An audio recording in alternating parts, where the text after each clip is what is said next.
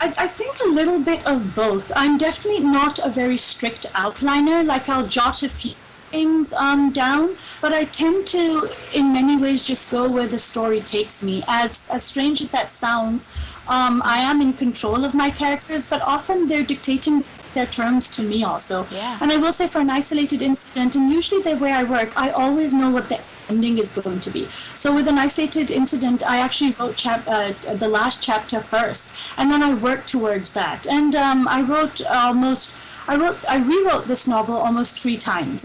So by the end of it, I pretty much knew where I had an outline, a firm outline, but it was not on paper. It was very much in my head. And as far as character building is concerned, I'm very much I call method character building. In fact, one of my favorite stories is my character Bilal Nabi goes to a terrorist training camp in Afghanistan, and the research for that took a long time because obviously I could not, and I had no desire to actually go to a terrorist training camp and see what was going on. I had to rely a lot on non-fiction and what was available on the internet. But I remember I was in the middle of writing a scene where a bomb drops on one of the training camps, and I have 3 children, and at that time, they all came into the study and they wanted me to make a sandwich. So I literally broke character, made them a sandwich, came back and picked them up again. And I think that was my moment when I realized a little bit. I think some writers find it, and definitely I did find it a little hard to call themselves writers for whatever reason. But that was the first time I realized, okay, I can do this. This is when I'm a writer, this is when I wasn't, and now I'm back to being a writer. So, but usually I just go with the flow and where my characters take me, and then I go back and revise. Yeah, I always hear a different method from all of the writers I've spoken to so far, so very interesting.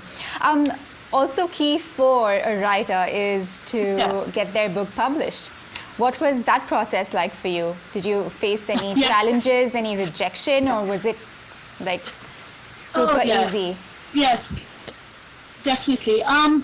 I think when I first started writing this novel, the Indian publishing industry was not as prolific as it is now, and I have gone through various literary agents. A novelist basically needs a literary agent, and then it's a literary agent who sells the novel on to publishers. Yeah.